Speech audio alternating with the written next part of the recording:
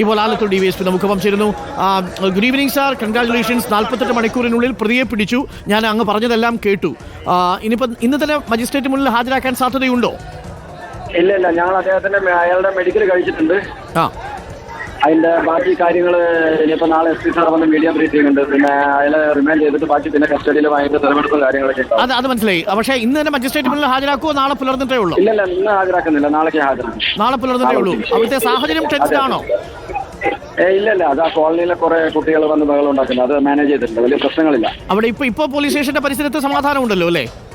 അതെ, പ്രശ്നങ്ങളില്ല. അത് കോളനിയിലെ ആൾക്കാർക്കുള്ളൊരു വിഷമം. ആ മരിച്ച വീട്ടിന്റെ സമീപത്തുള്ള ഒരു 10-80 വീടുകളുണ്ട്. അവിടുത്തെ ചെറുപ്പക്കാരാണ് കൂടുതലുള്ളത്. സ്വാഭാവികമായ പ്രതികരണമാണ്. പക്ഷേ ഈ ഇയാളെ പിടികൂടുന്ന സമയത്ത് കയ്യിൽ ആയുധമോ ഒന്നും ഉണ്ടായിരുന്നില്ല, അവശനായിരുന്നു അല്ലേ? അവശനായിരുന്നു. ഭക്ഷണം കഴിക്കാൻ വന്നതാണ്. അതെ, ഭക്ഷണം കഴിക്കാൻ അയാളുടെ ചേട്ടൻ പറഞ്ഞിരുന്നു ഇയാൾ വരുമെന്ന്. ഓക്കെ. ഈ മാട്ടായി ഭാഗത്ത് നമ്മളടക്കം വന്ന് തെരച്ചിൽ നടത്തുന്ന ദൃശ്യങ്ങളൊക്കെ നമ്മൾ കാണിച്ചിരുന്നു. ഞാൻ അങ്ങ് കണ്ടിരുന്നു ആ സമയത്ത്. അവിടെ നിന്നാണോ ഇയാൾ വന്നത്? ഇല്ല, അന്ന് ചോദിച്ചിട്ടില്ല. ഇൻട്രോഗേഷൻ തുടങ്ങിയിട്ടില്ല, തുടങ്ങുന്നേ ഉള്ളൂ.